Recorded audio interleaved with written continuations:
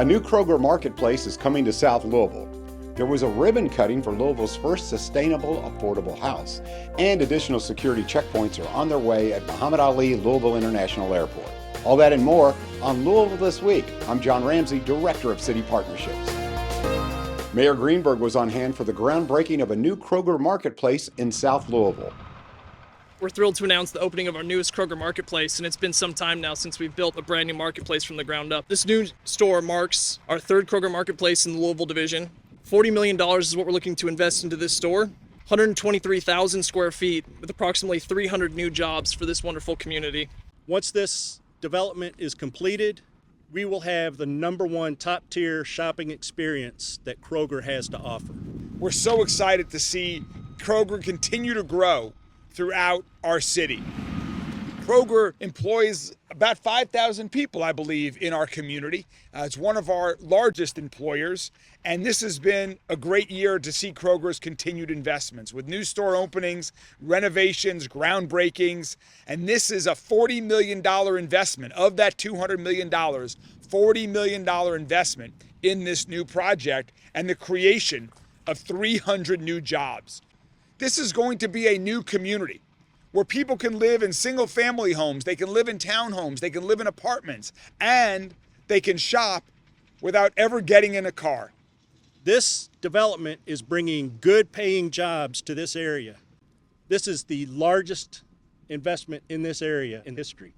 Our commitment runs deep, evidenced by the 27 supermarkets we have in the metro area, a mobile market, a delivery spoke, a distribution center, and our division headquarters right here in Louisville and Jefferson County. We're not just a retailer, but we really feel like we are, and we want to be and continue to be a vital part of the Louisville community. Following the 2024 general election, there will be some new faces on the Louisville Metro Council.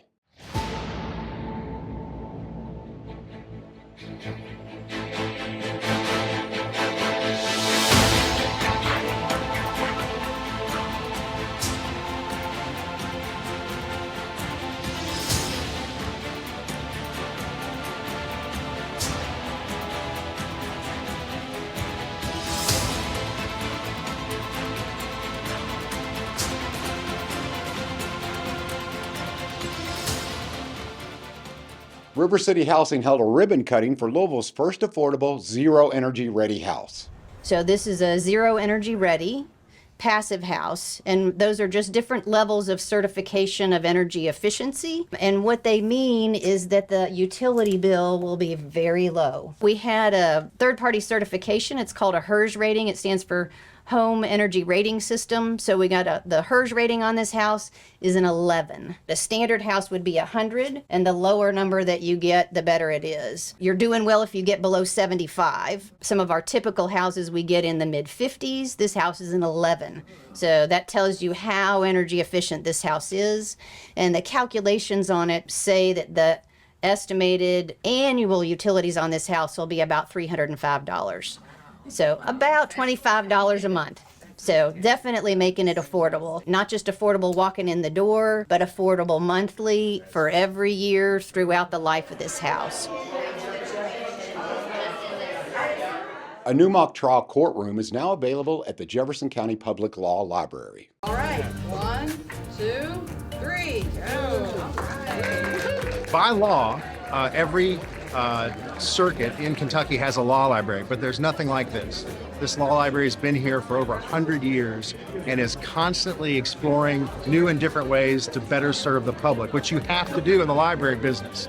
You have to stay relevant. So this is a space for lawyers who practice law and aspiring lawyers who want to practice law to come and practice. This is a great space for that. This is a place where you come to get better at what you do to better serve the people that you serve. You know, I'm a trial lawyer and a state senator, and I can tell you the more practice you get, the better you get. And, you know, everywhere from our students that'll be able to utilize this to our practitioners.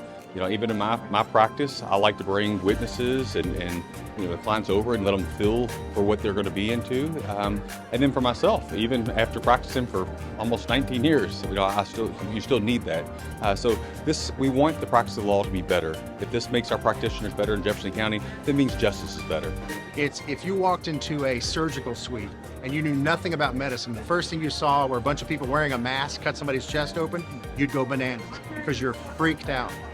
Having a courtroom where you can acclimate yourself to the process, to get used to what it looks like and what it feels like, takes away some of that anxiety and allows you to do your job better. And that's whether you're a lawyer or a witness or whoever you are, that familiarity breeds comfort, and that allows you to get more out of the process. Local nonprofit Louisville Makes Games held a celebration of local video game developers in downtown Louisville. We're in the Baird Urban Sports Park downtown, and we are setting up dozens of TVs, dozens of computers, projectors, all kinds of things for all of the games that we're about to show at Local Game Harvest. Louisville Makes Games is a nonprofit organization dedicated to supporting game development in the city and surrounding area. To that end, we host a variety of events related to game development. This Local Game Harvest is one such exhibition. It's going to be a lot of fun. Every single one of these games was made by a local creator from Kentucky or Indiana, around those areas.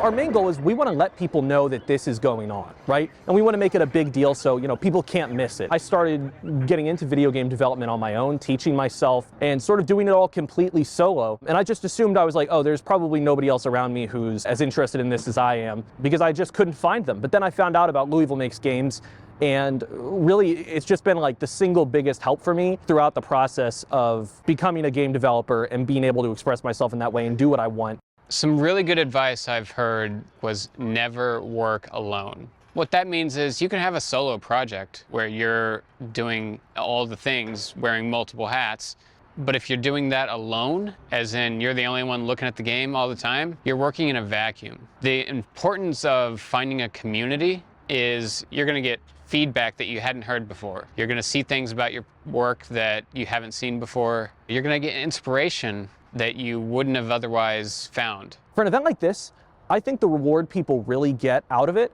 is just being able to see members of the public playing their game and having a good time. I would invite anyone who's a developer.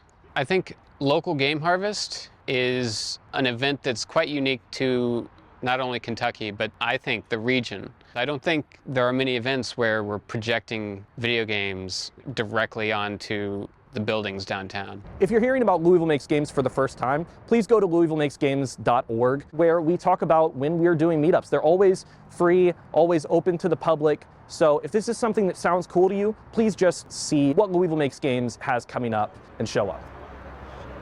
All during the month of November, Metro TV is celebrating Louisville Metro government workers who are also veterans. My name is Aaron Selbig. I was an infantryman in the United States Army from 1990 to 1993. I joined right out of high school, and so I actually turned 18 the first day of boot camp. And so the military for me was a good way to find some independence. I learned a lot of discipline. I learned a lot of self-reliance. I learned a lot of practical skills. I learned how to sew, for instance. I learned how to clean. I learned how to polish boots. I really did get a lot out of it. I ended up going to Europe. I was stationed in Germany pretty much the entire time. I took full advantage of that. I went all over Europe, and it's true that you really do form lifelong friendships with people, and thanks to social media, it's a lot easier to stay in touch with folks. 3 years later, when I got out, I had matured, and I did feel I was ready for college. I did go to college. I'm the communications coordinator for the Office of Resilience and Community Services. I work with the media, I write press releases, I manage our website and our social media accounts. I make a lot of flyers for events and things like that. That's my job, to be a cheerleader of Metro RCS and all of the wonderful programs and services that we offer. The ability to take long-term goals and to break them down into steps and to have the discipline and the determination to follow those steps. I learned that in the military, and that's something that I apply in my job here at Metro.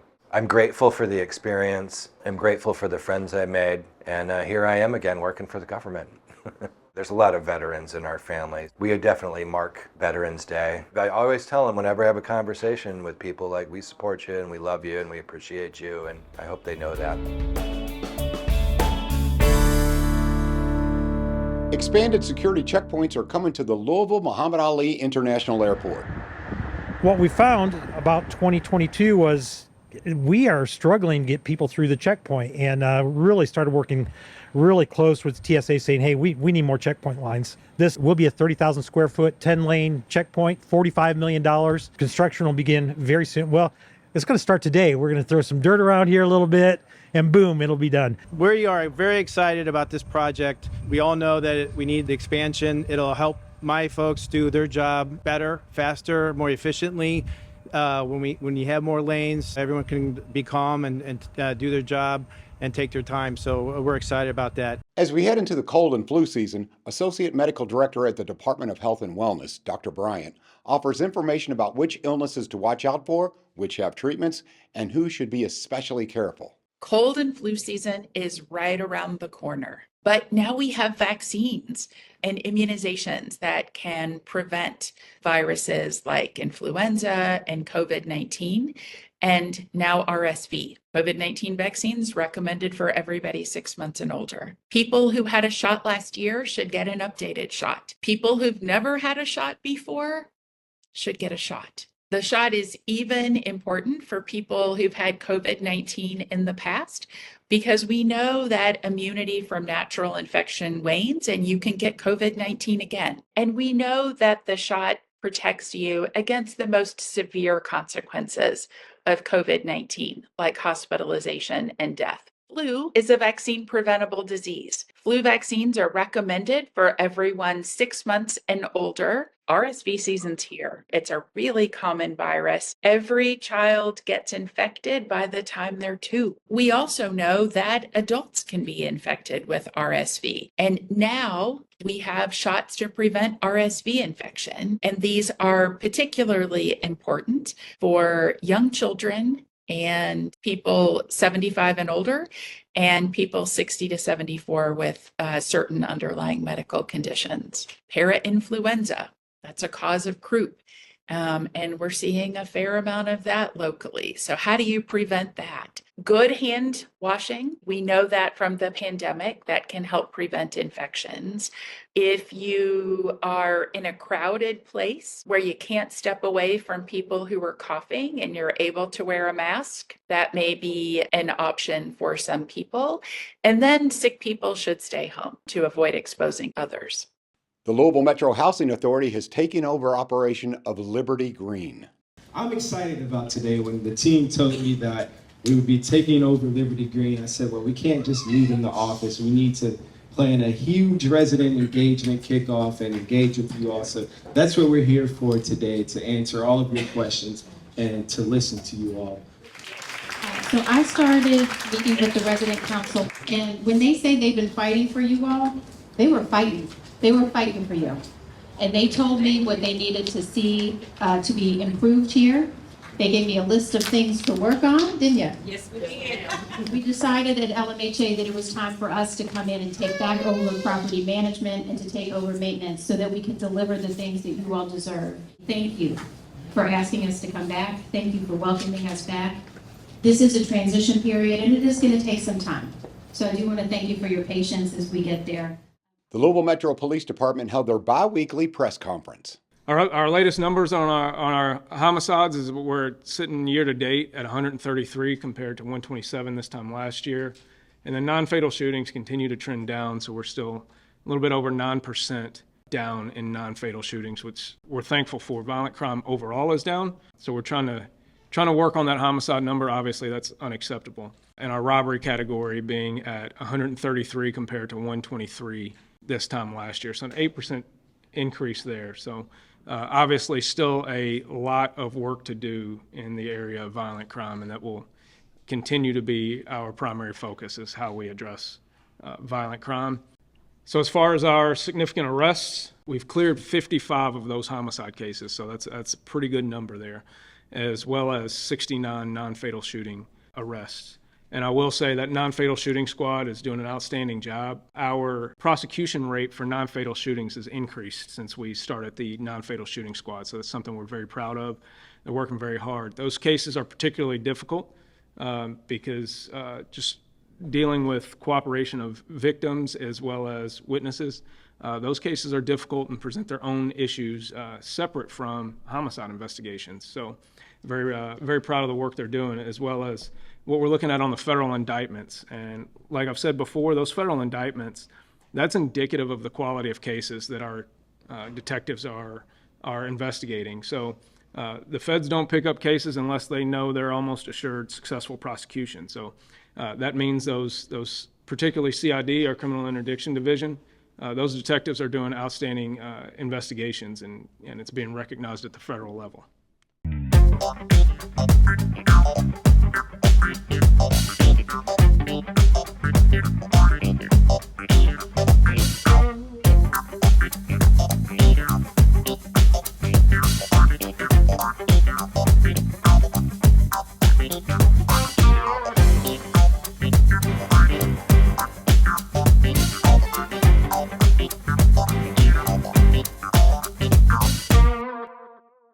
Louisville Metro Council President Marcus Winkler shares a recap of this week's Metro Council meeting.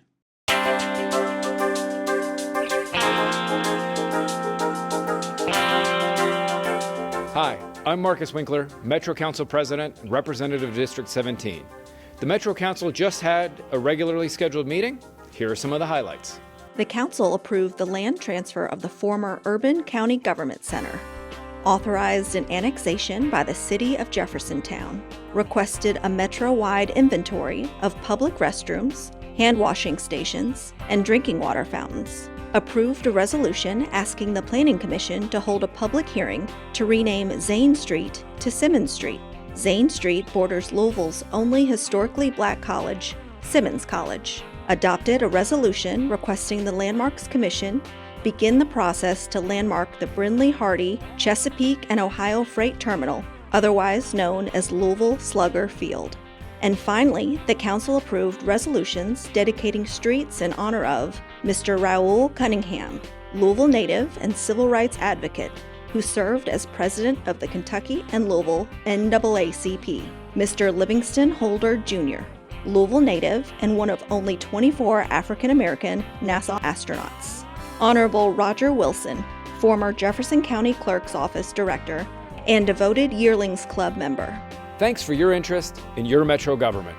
You can see all of our meetings live on Louisville Metro TV, Spectrum Channel 184. You can also tune in online at louisvillegov.primegov.com/public/portal. If you'd like to contact your Metro Council representative, go to louisvilleky.gov/MetroCouncil. Norton West Louisville Hospital, the first hospital built west of 9th Street in over 150 years, is getting close to opening. Welcome to Norton West Louisville Hospital. If you don't get goosebumps, check your pulse. There hasn't been a hospital built west of 9th Street in Louisville, Kentucky in over 150 years. On Monday morning, when those doors go open, that's no longer true. It means the jobs are here, the services are here. On Monday, people are going to walk through these doors and have access to the most advanced, newest hospital in the entire Commonwealth of Kentucky right here. In addition to medical care, folks can get all types of services, from a new bank account to a haircut to a cup of coffee. Families in West Louisville have waited for this moment for far too long. A new chapter that has words about collaboration, about listening to a community, about not telling a community what you're going to get, but listening to what you want and then delivering on it. It's a chapter about rebuilding something we let get away from us in healthcare. 3, 2, 1.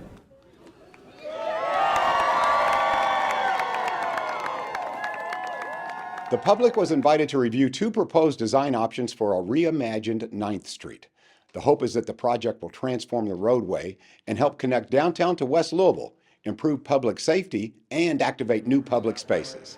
I came today because I live in the Russell neighborhood. I love the Russell neighborhood, and I really would like to see for it to be connected to the rest of the city and to the rest of downtown, because right now 9th Street looks like a very intentional barrier that prevents people from coming into my neighborhood and seeing how cool it is. So I want to see an improvement to that. We are near the end of what we call phase 1 or preliminary design. And tonight we have 2 options that we are presenting to the public, 2 very different roadway options, along with the public realm options. And you can see tonight on the boards here tonight how the public realm options fit in with both of those different roadway options. So we are seeking feedback from the community. I'm excited about it. And I think one of the coolest things is that I've been to several of these sessions and I can see the intentional attempts to integrate the feedback that folks have given. So I'm really excited about it. It looks really cool. I think I like the meandering one a little bit better, but I think they're both really good. It's not just a regular roadway project where we go out and put a sidewalk in or add a lane or take a lane off or add a turn lane. It has a much bigger context in the community. My vision for 9th Street is a place where everybody feels welcome, but also they feel invited. So it feels like a place where you need to go or where you should go, and not just a place you stumble into. So I think those 2 are big for me, feeling welcome and also invited. The final design phase is basically going to be done all of next year. And then the following year, in 2026, is when we expect construction to start. There was a grand opening for Noor Lending, Kentucky's only Black community development financial institution. The business is dedicated to empowering Black, Hispanic, and marginalized communities. You have worked tirelessly. 1, 2, 3. Over the last 2 years. To bring a idea and plan to reality. Noir Lending is here to fill a gap. And so that gap is to build credit or to repair credit, and then to be able to offer small dollar consumer loans to be able to assist people in their immediate needs. This is going to change lives. This is finance that will make people whole. People have been trapped for years, particularly Black and brown communities where they need a simple loan of $2,000 to fix something maybe in their home or a car repair, and they get caught up in the world of predatory lending. And once you're in, you can't get out. The efforts that you have made to make life better for people is amazing, and I first want to say thank you for that. I am very excited that you're going to make great progress, and people's lives will be changed, and their forward movement in the economy will be affected. And so because of that, we have a special proclamation, and it says this: greetings to whom all these presents shall come. Know ye, November the 6th, 2024, is hereby proclaimed in Louisville, Kentucky, to be Noir Lending CDFI Incorporated Day, ribbon cutting, and I urge all residents to observe this special recognition. Signed, Mayor Craig Greenberg. Thank you.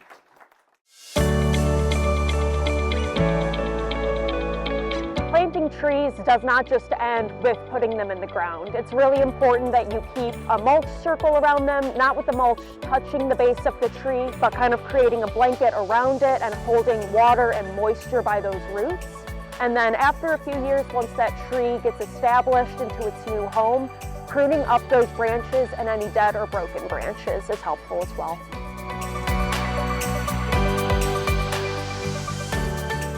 We continue our Louisville Metro Council members' profiles with information on District 24 Councilwoman Madonna Flood. Hi, my name is Madonna Flood, and I'm the Metro Councilwoman for District 24. I'm a founding member of the Louisville-Jefferson County Metro Council and was first elected to serve in November of 2002. I was re-elected in 2004, 2008, 2012, 2016, and 2020. I'm a proud, lifelong resident of the Okolona neighborhood, and I'm committed to making District 24 a better place to live. My civic involvement has included serving as a trustee and secretary of the Okolona Fire Department and being a member of the State Fire Commission. I'm also a past board member of Highview Youth Sports League, St. Luke's Parish Council, St. Vincent de Paul Society, Okolona Women's Club, Neighborhood Block Watches, and the Okolona Library Booster Club. I'm married to my husband John, and we share one son and a daughter-in-law and 3 wonderful grandkiddos. The boundaries for District 24 include portions of Outer Loop, Preston Highway, Blue Lick Road, Briscoe Lane, Fagenbush Lane, and Hurstbourne Lane. I represent portions of Okolona, Highview, and Fern Creek, including Indian Falls, St. Rita, Filson Fields, Whispering Hills, Southern Acres, Treasure Island, Silver Heights, Bridlewood, Stone Bluff, Quail Run, Shallow Creek, and Cinderella Estates. As the representative for District 24, we have a number of community assets, including Blue Lick Road, which includes a portion of the original Wilderness Road. On the southernmost portion of the district on Preston Highway, you will find an original spring house. That belonged to the original landowners. If you're a foodie, you can find restaurants which surely hit your flair. If you like to shop, Jefferson Mall and Jefferson Commons host an array of shops from beauty accessories to the sports person's needs. District 24 is a great place to live, work, and play. To learn more about District 24, please call 574-1124 or visit www.louisvilleky.gov/District24. Megan Hogan teaches math at No Middle School and believes that every student is capable of mastering concepts they may have found difficult at first. I am Megan Hogan, and I am an 8th grade math teacher at No Middle School. I've been teaching for 16 years. I love the subject of math, but more than anything, I love getting kids excited about learning math, because math is not a very popular subject, and a lot of kids have a history of struggling in math, not liking math, so I just make it my mission to get them in my classroom and have fun. I love teenagers. I think they are really cool, and at this age, they're just trying to figure stuff out. They're trying to figure out who they are, picking friend groups, their identities, all of those things. So I enjoy getting to know them and seeing how they grow and develop. People say, I'm not a math person, so getting it to where every single student who walks into my classroom finds success in some way is just the best feeling. But more than anything, I want them to walk away from my class like problem solvers and having the ability to look at any type of problem and use any skill that they have to solve it. And so I'm hoping that they think back in math, making sense, and having a year where they could grow and learn in ways that they didn't think they could. I am Megan Hogan, and I am JCPS.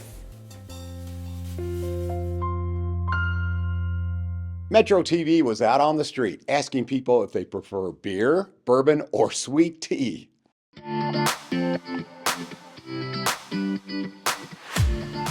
My favorite drink out of bourbon, sweet tea, and beer would be sweet tea. Actually, I prefer water. Out of those three drinks, bourbon, beer, and iced tea, I always have to go with the iced tea just based on the fact I'm a recovering alcoholic. I don't deal with the alcohol. I like the bourbon culture. I like all the history to it. But as far as consuming it, I personally can't. I'm Nikki. I'm from London, Ontario, Canada, and my favorite beverage is iced tea. I am also from London, Ontario, Canada, and I'm a sweet iced tea person. From the same place, and mine would be, go-to would be red beer. Favorite beverage? Let's go Arnold Palmer. Let's do half lemonade, half iced tea. Sweet tea.